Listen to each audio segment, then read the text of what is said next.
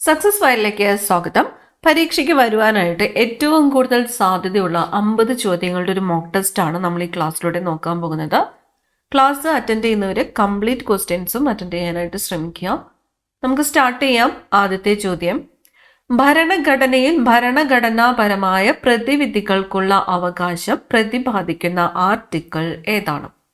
ഭരണഘടനയിൽ ഭരണഘടനാപരമായ പ്രതിവിധികൾക്കുള്ള അവകാശം പ്രതിപാദിക്കുന്ന ആർട്ടിക്കിൾ ഏതാണ്? ആർട്ടിക്കിൾ 32 ആണ്. ആർട്ടിക്കിൾ 32 ഭരണഘടനാപരമായ പ്രതിവിധികൾക്കുള്ള അവകാശം പ്രതിപാദിക്കുന്ന ആർട്ടിക്കിൾ. ആർട്ടിക്കിൾ 32. സർവശിക്ഷാ അഭിയാന്റെ ആപ്തവാക്യം എന്താണ്? സർവശിക്ഷാ അഭിയാന്റെ ആപ്തവാക്യം ഓപ്ഷൻ സി ആണ്. സർവരും പഠിക്കുക, സർവരും വളരുക എന്നതാണ് സർവശിക്ഷാ അഭിയാന്റെ ആപ്തവാക്യം. അപ്പൊ സർവരും പഠിക്കുക, സർവരും വളരുക എന്നത് എന്തിന്റെ ആപ്തവാക്യമാണ്? സർവശിക്ഷാ അഭിയാൻ. സർവരും പഠിക്കുക, സർവരും വളരുക, സർവശിക്ഷാ അഭിയാൻ. കേരളത്തിന്റെ ഔദ്യോഗിക ഭാഷാ പ്രതിജ്ഞ എഴുതിയത് ആരാണ്? കേരളത്തിന്റെ ഔദ്യോഗിക ഭാഷാ പ്രതിജ്ഞ എഴുതിയത് ആരാണ്? MT വാസുദേവൻ നായരാണ്. MT വാസുദേവൻ നായരാണ് കേരളത്തിന്റെ ഔദ്യോഗിക ഭാഷാ പ്രതിജ്ഞ എഴുതിയത്. MT വാസുദേവൻ നായർ. ഇന്ത്യൻ വിപ്ലവത്തിന്റെ മാതാവ് എന്നറിയപ്പെടുന്ന സ്വാതന്ത്ര്യ സമര സേനാനി ആരാണ്? ഇന്ത്യൻ വിപ്ലവത്തിന്റെ മാതാവ്, ഇന്ത്യൻ വിപ്ലവത്തിന്റെ മാതാവ് എന്നറിയപ്പെടുന്നത് ആരാണ്? മാഡം ഭിക്കാജി കാമയാണ്. മാഡം ഭിക്കാജി കാമയാണ് ഇന്ത്യൻ വിപ്ലവത്തിന്റെ മാതാവ് എന്ന് അറിയപ്പെടുന്നത്. മാഡം ഭിക്കാജി കാമ. ഇന്ത്യയിലെ ചുവന്ന നദി എന്നറിയപ്പെടുന്ന നദി താഴെ പറയുന്നവയിൽ ഏതാണ്? ഇന്ത്യയിലെ ചുവന്ന നദി, ചുവന്ന നദി എന്നറിയപ്പെടുന്നത് ഏത് നദിയാണ്? ബ്രഹ്മപുത്ര നദിയാണ്. ബ്രഹ്മപുത്ര നദിയാണ് ഇന്ത്യയിലെ ചുവന്ന നദി എന്നറിയപ്പെടുന്നത്. അപ്പൊ കേരളത്തിലെ മഞ്ഞ നദി എന്നറിയപ്പെടുന്നത് ഏത് നദി എന്ന് കമന്റ് ചെയ്യുക. അപ്പൊ ഈ ക്ലാസ്സിൽ നിങ്ങൾക്കായിട്ടുള്ള ചോദ്യമാണ്, കേരളത്തിലെ മഞ്ഞ നദി എന്നറിയപ്പെടുന്നത് ഏത്? ഇന്ത്യൻ പാർലമെന്റിന്റെ അധോസഭ എന്നറിയപ്പെടുന്നത് താഴെ പറയുന്നവയിൽ ഏതാണ്? അധോസഭ. അധോസഭ എന്നറിയപ്പെടുന്നത് ലോകസഭയാണ്. അധോസഭ എന്നറിയപ്പെടുന്നത് ലോകസഭ. ഉപരിസഭ എന്നറിയപ്പെടുന്നത് ഏതാണ്? രാജ്യസഭയാണ് ഉപരിസഭ എന്ന് അറിയപ്പെടുന്നത്. അധോസഭ എന്നറിയപ്പെടുന്നത് ലോകസഭ, ഉപരിസഭ എന്നറിയപ്പെടുന്നത് രാജ്യസഭ. ഇന്ത്യയിൽ ധാതു സമ്പത്തിന്റെ കാര്യത്തിൽ 1-ാം സ്ഥാനത്ത് നിലകൊള്ളുന്ന സംസ്ഥാനം ഏതാണ്? ധാതു സമ്പത്ത്. ധാതു സമ്പത്തിന്റെ കാര്യത്തിൽ 1-ാം സ്ഥാനത്ത് നിലകൊള്ളുന്ന സംസ്ഥാനം ഏതാണ്?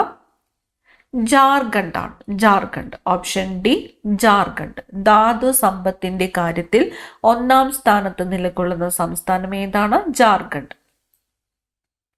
നീതി ആയോഗ് എന്നതിന്റെ പൂർണ്ണ രൂപം എന്താണ്? നീതി ആയോഗ് എന്നതിന്റെ പൂർണ്ണ രൂപം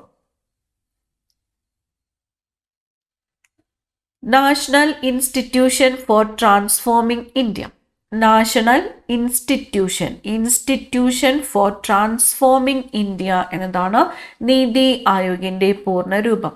national institution for transforming India. Kerala സംസ്ഥാന മനുഷ്യാവകാശ കമ്മീഷന്റെ ആദ്യത്തെ അധ്യക്ഷൻ ആരായിരുന്നു? കേരള സംസ്ഥാന മനുഷ്യാവകാശ കമ്മീഷന്റെ ആദ്യത്തെ അധ്യക്ഷൻ ആരായിരുന്നു? ജസ്റ്റിസ് പരീതു പിള്ള. ജസ്റ്റിസ് പരീതു പിള്ളയായിരുന്നു കേരള സംസ്ഥാന മനുഷ്യാവകാശ കമ്മീഷന്റെ ആദ്യത്തെ അധ്യക്ഷൻ. ശാസ്ത്രീയമായ രീതിയിൽ മത്സ്യങ്ങളെ വളർത്തുന്നതിന് പറയുന്ന പേരെന്താണ്? ശാസ്ത്രീയമായ രീതിയിൽ മത്സ്യങ്ങളെ വളർത്തുന്നതിന് പറയുന്ന പേര് പിസികൾച്ചർ ആണ്. പിസികൾച്ചർ. ശാസ്ത്രീയമായ രീതിയിൽ മത്സ്യങ്ങളെ വളർത്തുന്നതിന് പറയുന്നതാണ് പിസികൾച്ചർ എന്നത്. പിസികൾച്ചർ.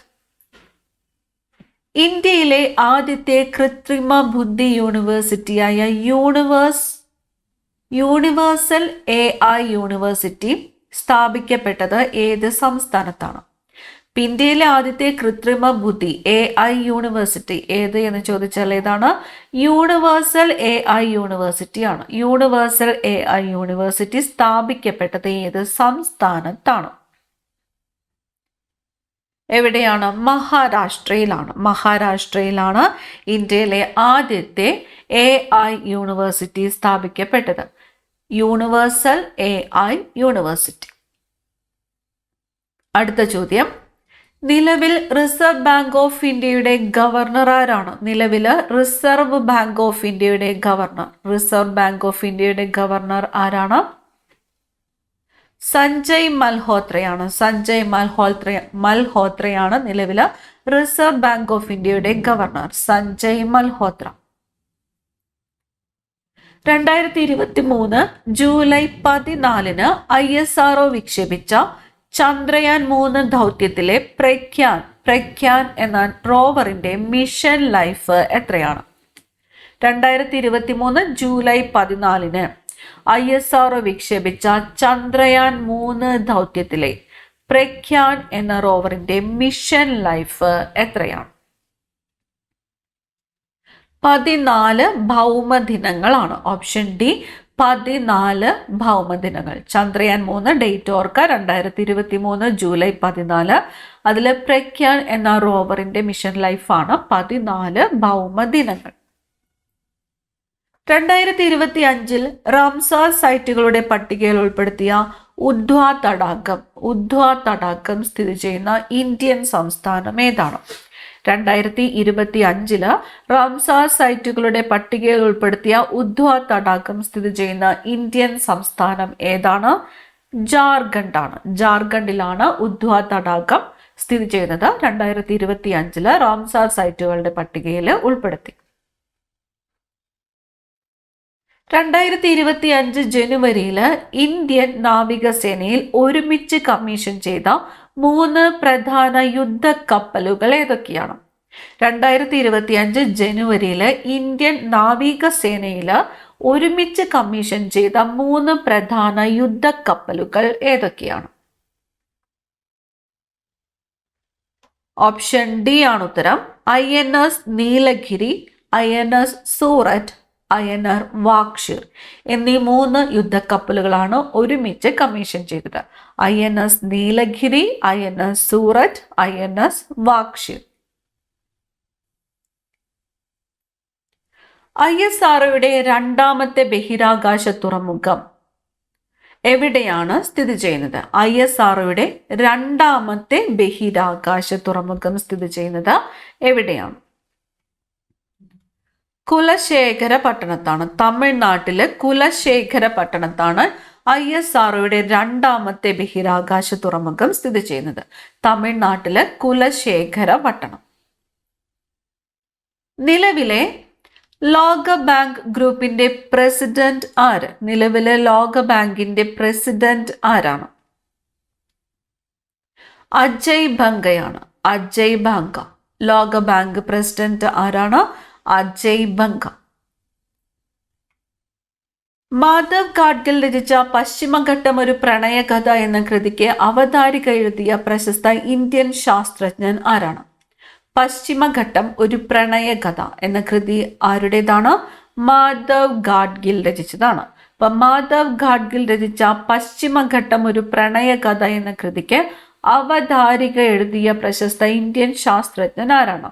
അവതാരിക എഴുതിയത് ആരാണ്? ഡോക്ടർ MS സ്വാമിനാഥനാണ്. Doctor MS Swaminathan. കേരളത്തിൽ ആദ്യമായി ISO സർട്ടിഫിക്കേഷൻ ലഭിച്ച റെയിൽവേ സ്റ്റേഷൻ ഏതാണ്? ISO certification, International Organisation for Standardisation. ISO certification ലഭിച്ച റെയിൽവേ സ്റ്റേഷൻ ഏതാണ്? തിരുവനന്തപുരം സെൻട്രൽ ആണ്. തിരുവനന്തപുരം സെൻട്രൽ. കേരളത്തിൽ ആദ്യമായിട്ട് ISO സർട്ടിഫിക്കേഷൻ ലഭിച്ച റെയിൽവേ സ്റ്റേഷൻ ഏതാണ്? തിരുവനന്തപുരം സെൻട്രൽ ആണ്. ഇന്ത്യൻ ബഹിരാകാശ ഗവേഷണ സ്ഥാപനം വികസിപ്പിച്ച സ്പേസ് ഡോക്കിംഗ് എക്സ്പെരിമെന്റിന്റെ ഭാഗമായി വിക്ഷേപിച്ച 2 ഉപഗ്രഹങ്ങൾ ഏതെല്ലാമാണ്? സ്പെഡെക്സിന്റെ ഭാഗമായിട്ട് വിക്ഷേപിച്ച 2 ഉപഗ്രഹങ്ങൾ ഏതെല്ലാമാണ്?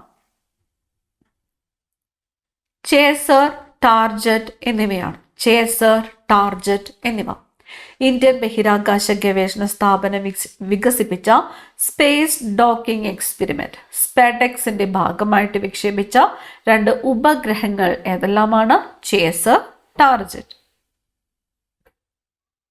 ഏഷ്യൻ ഡെവലപ്മെന്റ് ബാങ്കിലെ 69ാമത്തെ ഔദ്യോഗിക അംഗരാജ്യം ഏതാണ്? ഏഷ്യൻ ഡെവലപ്മെന്റ് ബാങ്ക് ADBയുടെ എത്രാമത്തേതാണ്? 69ാമത്തെ ഔദ്യോഗിക അംഗരാജ്യം ഏത്? ഇസ്രായേൽ ആണ്. ഇസ്രായേൽ. ADBയുടെ 69ാമത്തെ ഔദ്യോഗിക അംഗരാജ്യം ഇസ്രായേൽ. കശുമാവ്, പപ്പായ, പേരക്ക, പൈനാപ്പിൾ തുടങ്ങിയ വിളകൾ ഇന്ത്യയിൽ കൊണ്ടുവന്ന യൂറോപ്യൻ ശക്തി ഏത്? ഏതൊക്കെയാണ്? കശുമാവ്, പപ്പായ, പേരക്ക, പൈനാപ്പിൾ തുടങ്ങിയ വിളകൾ ഇന്ത്യയിൽ കൊണ്ടുവന്ന യൂറോപ്യൻ ശക്തി ഏതാണ്? പോർച്ചുഗീസുകാരാണ്. പോർച്ചുഗീസുകാർ. ശാശ്വത ഭൂനികുതി വ്യവസ്ഥ ബ്രിട്ടീഷുകാർ ആദ്യമായിട്ട് നടപ്പിലാക്കിയ പ്രദേശങ്ങളുടെ ശരിയായ കൂട്ടം ഏത്?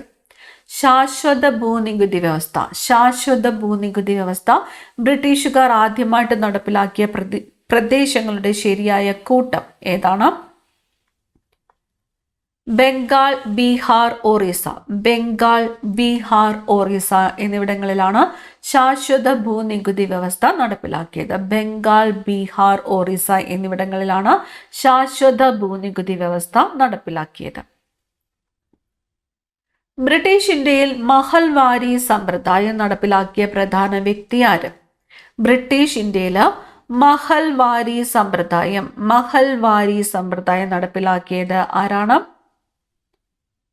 ഹോൾട്ട് മക്കിൻസി ആണ്. ഹോൾട്ട് മക്കിൻസി ആണ് ബ്രിട്ടീഷ് ഇന്ത്യയില് മഹൽവാരി സമ്പ്രദായം നടപ്പിലാക്കിയത്. Halt McKinsey. ഇന്ത്യയിൽ ആധിപത്യത്തിനായി നടന്ന കർണാട്ടിക് യുദ്ധങ്ങൾ ആരൊക്കെ തമ്മിലായിരുന്നു? ഇന്ത്യയിൽ ആധിപത്യത്തിനായി നടന്ന കർണാട്ടിക് യുദ്ധങ്ങൾ ആരൊക്കെ തമ്മിലായിരുന്നു? ബ്രിട്ടീഷുകാരും ഫ്രഞ്ചുകാരും തമ്മിലാണ് കർണാട്ടിക് യുദ്ധങ്ങൾ നടന്നത്. ബ്രിട്ടീഷുകാരും ഫ്രഞ്ചുകാരും തമ്മിലാണ് കർണാട്ടിക് യുദ്ധങ്ങൾ നടന്നത്. ബ്രിട്ടീഷുകാർ, ഫ്രഞ്ചുകാർ. കേരള സിംഹം എന്നറിയപ്പെടുന്ന പഴശ്ശിരാജ മരണപ്പെട്ട ദിവസം ഏത്? പഴശ്ശിരാജ മരണപ്പെട്ട ദിവസം. പഴശ്ശിരാജ മരണപ്പെട്ടത് എന്നാണ്? 1805 നവംബർ 30 പഴശ്ശിരാജ മരണപ്പെട്ടത്. 1805 നവംബർ 30. 1805 നവംബർ 30. സമ്പത്ത് കൗമുദി, മിറാത്ത് ഉൽ അക്ബർ എന്നീ പ്രശസ്ത പത്രങ്ങൾ ആരംഭിച്ചത് ആരാണ്? സമ്പത്ത് കൗമുദി, മിറാത്ത് ഉൽ അക്ബർ എന്നീ പ്രശസ്ത പത്രങ്ങൾ ആരംഭിച്ചത് ആരാണ്? രാജാറാം മോഹൻ റോയ് ആണ്. രാജാറാം മോഹൻ റോയ് ആണ് സമ്പത്ത് കൗമുദി, മിറാത്ത് ഉൽ അക്ബർ എന്നീ പ്രശസ്ത പത്രങ്ങൾ ആരംഭിച്ചത്. രാജാറാം മോഹൻ റോയ്.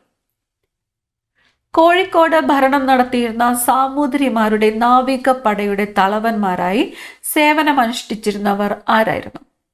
കോഴിക്കോട് ഭരണം നടത്തിയിരുന്ന സാമൂതിരിമാരുടെ നാവികപ്പടയുടെ തലവന്മാരായിട്ട് സേവനമനുഷ്ഠിച്ചിരുന്നവർ ആരായിരുന്നു?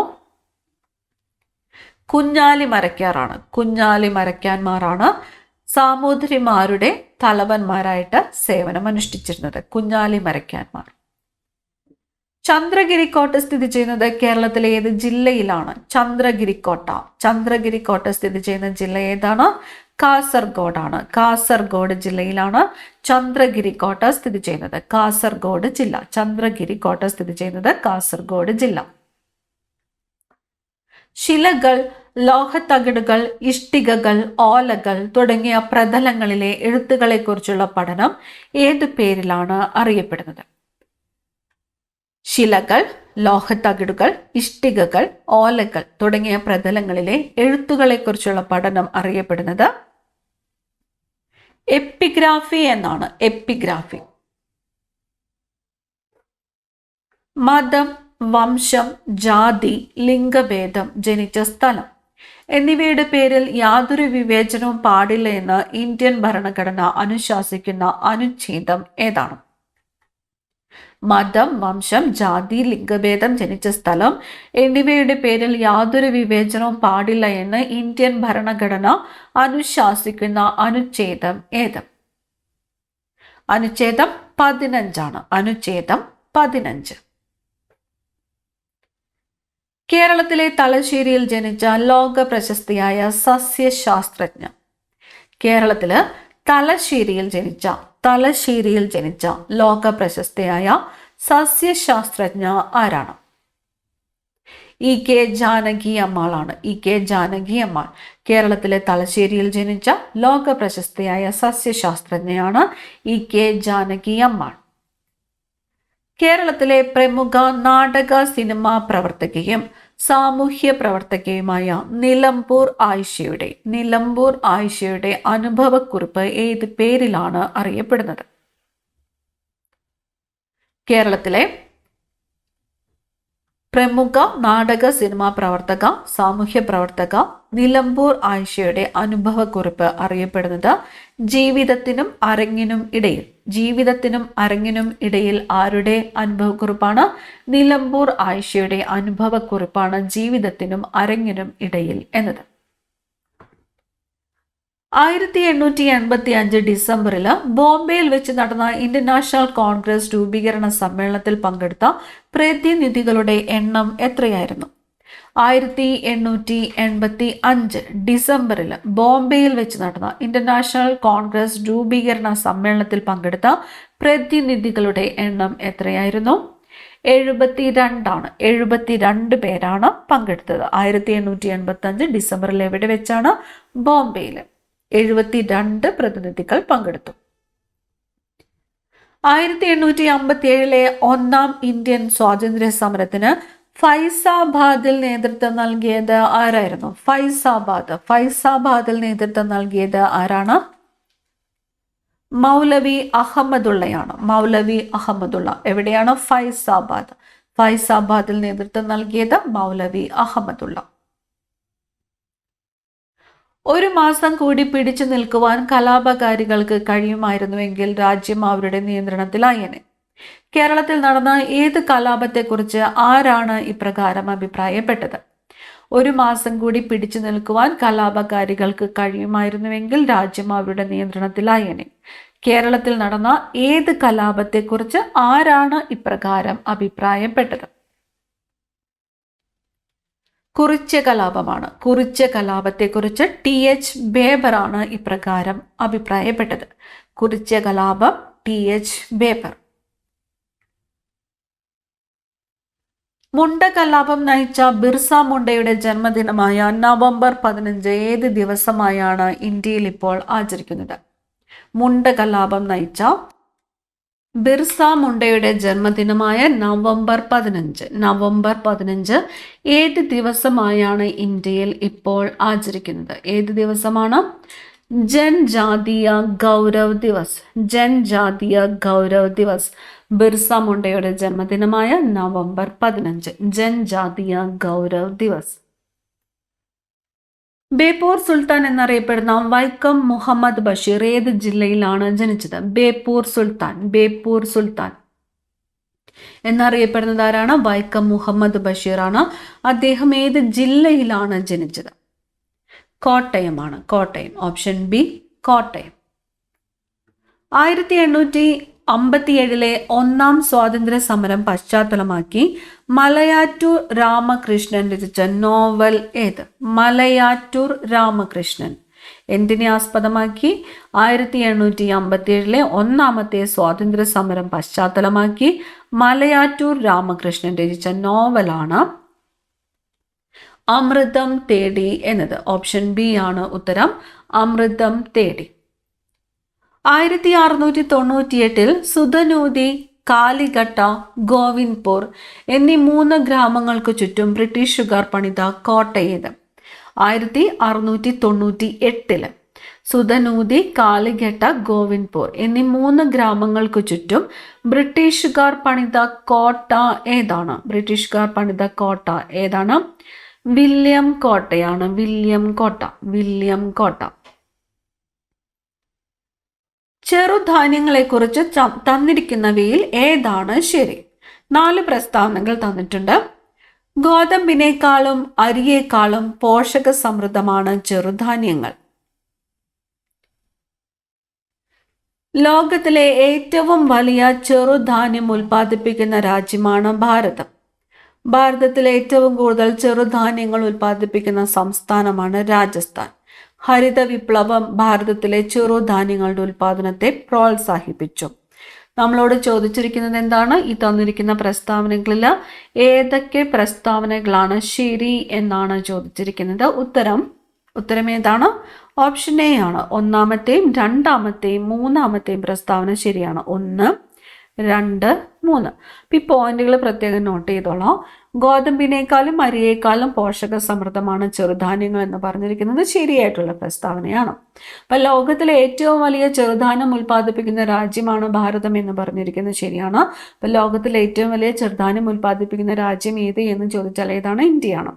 ഇനി ഭാരതത്തിൽ ഏറ്റവും കൂടുതൽ ചെറുധാന്യങ്ങൾ ഉൽപ്പാദിപ്പിക്കുന്ന സംസ്ഥാനം ഏത്? ഇന്ത്യയിൽ ഏറ്റവും കൂടുതൽ ചെറുധാന്യങ്ങൾ ഉൽപ്പാദിപ്പിക്കുന്ന സംസ്ഥാനം ഏത് എന്ന് ചോദിച്ചാൽ ഏതാണ്? രാജസ്ഥാൻ ആണ്. രാജസ്ഥാൻ. 4ാമത്തെ പ്രസ്താവനയാണ് ഇവിടെ തെറ്റായിട്ട് തന്നിരിക്കുന്നത്. ഹരിത വിപ്ലവം ഭാരതത്തിലെ ചെറുധാന്യങ്ങളുടെ ഉൽപാദനത്തെ പ്രോത്സാഹിപ്പിച്ചു എന്ന് പറഞ്ഞിരിക്കുന്നത് തെറ്റാണ്. ഹരിത വിപ്ലവത്തിൽ ഏതിന്റെ ഉൽപാദനത്തെയാണ് പ്രോത്സാഹിപ്പിച്ചത്? ഗോതമ്പ്, അരി എന്നിവയുടെ ഉൽപാദനത്തെയാണ് പ്രത്യേകമായിട്ടും പ്രോത്സാഹിപ്പിച്ചത്. അടുത്ത ചോദ്യം, ഇനി പറയുന്നവയിൽ ഏതൊക്കെ ധാതുക്കളിലാണ് ഭാരതം സ്വയം പര്യാപ്തമാണ്? താഴെ തന്നിരിക്കുന്നത് ഇരുമ്പയിര്, ബോക്സൈറ്റ്, മാംഗനീസ്, സിങ്ക്. ഇതിൽ ഏതൊക്കെ ധാതുക്കളിലാണ് ഇന്ത്യ സ്വയം പര്യാപ്തമായിരിക്കുന്നത് എന്നാണ് ചോദിച്ചിരിക്കുന്നത്. ഉത്തരം ഓപ്ഷൻ സി ആണ്. ഓപ്ഷൻ സി 1ഉം 4ഉമാണ്. ഇരുമ്പയിര്, അതുപോലെ സിങ്ക്. ഇരുമ്പയിര്, സിങ്ക് എന്നിവയിൽ ഇന്ത്യ സ്വയം പര്യാപ്തമാണ്. ഇരുമ്പയിര്, സിങ്ക് എന്നിവയിൽ ഇന്ത്യ സ്വയം പര്യാപ്തമാണ്. ഏത് ദേശീയ പാതയാണ് ഗ്രേറ്റ് ആൻഡമാൻ ട്രങ്ക് റോഡ് എന്നും കൂടി അറിയപ്പെടുന്നത്? ഏത് ദേശീയ പാതയാണ് ഗ്രേറ്റ് ആൻഡമാൻ ട്രങ്ക് റോഡ് എന്നും കൂടി അറിയപ്പെടുന്നത്? NH4 ആണ്. NH4 great Andaman trunk road എന്നും കൂടി അറിയപ്പെടുന്നത് NH4. സോമിത്തോപ്പ് എന്ന സ്ഥലം ഏത് സാമൂഹിക പരിഷ്കർത്താവിന്റെ ജന്മസ്ഥലമാണ്? സോമിത്തോപ്പ് അയ്യ വൈകുണ്ഠസ്വാമിയുടെ ജന്മസ്ഥലമാണ്. അയ്യ വൈകുണ്ഠസ്വാമിയുടെ ജന്മസ്ഥലമാണ് സോമിത്തോപ്പ്. ഹോഴ്സ് ലാറ്റിറ്റ്യൂഡ് എന്ന് വിളിക്കുന്ന മർദ്ദമേഖല ചുവടെ പറയുന്നവയിൽ ഏതാണ്? ഹോഴ്സ് ലാറ്റിറ്റ്യൂഡ് ഉപോഷ്ണ ഉച്ചമർദ്ദ മേഖലകളാണ്. ഹോഴ്സ് ലാറ്റിറ്റ്യൂഡ് എന്ന് വിളിക്കുന്ന മർദ്ദമേഖല ചുവടെ പറയുന്നവയിൽ ഏതാണ്? ഉപോഷ്ണ ഉച്ചമർദ്ദ മേഖലയാണ് ഹോഴ്സ് ലാറ്റിറ്റ്യൂഡ് എന്ന് അറിയപ്പെടുന്നത്. ഉപോഷ്ണ ഉച്ചമർദ്ദ മേഖല. ചുവടെ പറയുന്നവയിൽ ശരിയായ പ്രസ്താവനകൾ ഏതെല്ലാം? ഇവിടെ തന്നിരിക്കുന്ന 2 പ്രസ്താവനകളാണ്. ഘ്രതുക്കൾ എന്നർത്ഥം വരുന്ന മൗസീം എന്ന അറബ് പദത്തിൽ നിന്നാണ് മൺസൂൺ എന്ന പദം ഉണ്ടായത്. തെക്ക് പടിഞ്ഞാറൻ മൺസൂൺ അനുഭവപ്പെടുന്നത് ജൂൺ സെപ്റ്റംബർ മാസങ്ങളിലും വടക്ക് കിഴക്ക് മൺസൂൺ അനുഭവപ്പെടുന്നത് ഒക്ടോബർ നവംബർ മാസങ്ങളിലുമാണ്. നമ്മളോട് ചോദിച്ചിരിക്കുന്നത് എന്താണ്? ശരിയായ പ്രസ്താവനകൾ ഏതെല്ലാം എന്നാണ്. ശരിയായിട്ടുള്ള പ്രസ്താവനകൾ ഏതെല്ലാം എന്നാണ് ഇവിടെ ചോദിച്ചിരിക്കുന്നത്. ഉത്തരം വരുന്നത് ഏതാണ്? ഓപ്ഷൻ സി ആണ്. 1, 2 എന്നിവ ശരിയാണ്. ഒന്നാമത്തെയും രണ്ടാമത്തെയും പ്രസ്താവന എന്താണ്? ശരിയാണ്. മൗസീം എന്ന അറബ് വാക്കിന്റെ അർത്ഥം എന്താണ്? ഘൃതുക്കൾ എന്നാണ് മൗസീം എന്ന അറബ് വാക്കിന്റെ അർത്ഥം. ഈ പദത്തിൽ നിന്നുമാണ് മൺസൂൺ എന്ന പദം ഉണ്ടായത് എന്ന് പറഞ്ഞിരിക്കുന്നത് ശരിയാണ്. അതുപോലെ തെക്ക് പടിഞ്ഞാറൻ മൺസൂൺ അനുഭവപ്പെടുന്നത് ജൂൺ സെപ്റ്റംബർ മാസങ്ങൾ. തെക്ക് പടിഞ്ഞാറൻ മൺസൂൺ ജൂൺ സെപ്റ്റംബർ മാസങ്ങളിലും വടക്ക് കിഴക്ക് മൺസൂൺ ഒക്ടോബർ നവംബർ മാസങ്ങളിലുമാണെന്ന് പറഞ്ഞിരിക്കുന്നു. ശരിയായിട്ടുള്ള പ്രസ്താവനയാണ്. അടുത്ത ചോദ്യം, 86ാമത് ഭേദഗതി പ്രകാരം ഇന്ത്യൻ ഭരണഘടനയുടെ മൗലികാവകാശത്തിൽ കൂട്ടിച്ചേർത്ത അനുച്ഛേദം ഏത്? 86ാമത്തെ ഭേദഗതി പ്രകാരം ഇന്ത്യൻ ഭരണഘടനയുടെ മൗലിക അവകാശത്തിൽ കൂട്ടിച്ചേർത്ത അനുച്ഛേദം ഏതാണ്? അനുച്ഛേദം 21A ആണ്. അനുച്ഛേദം 21A. താഴെ കൊടുത്തിരിക്കുന്നവയിൽ താർ മരുഭൂമിയുടെ രൂപീകരണത്തിൽ പ്രധാന പങ്ക് വഹിച്ച മലനിരകൾ. താർ മരുഭൂമിയുടെ രൂപീകരണത്തിൽ പ്രധാന പങ്ക് വഹിച്ചത് ആരവല്ലി നിരകളാണ്. ആരവല്ലി നിരകൾ.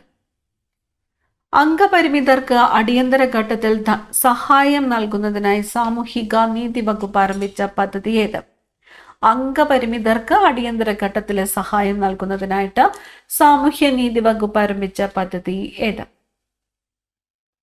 പരിരക്ഷ. പദ്ധതിയുടെ പേര് എന്താണ്? പരിരക്ഷ. അംഗപരിമിതർക്ക് അടിയന്തര ഘട്ടത്തിൽ സഹായം നൽകുന്നതിനായിട്ട് സാമൂഹ്യ നീതി വകുപ്പ് ആരംഭിച്ച പദ്ധതിയാണ് പരിരക്ഷ.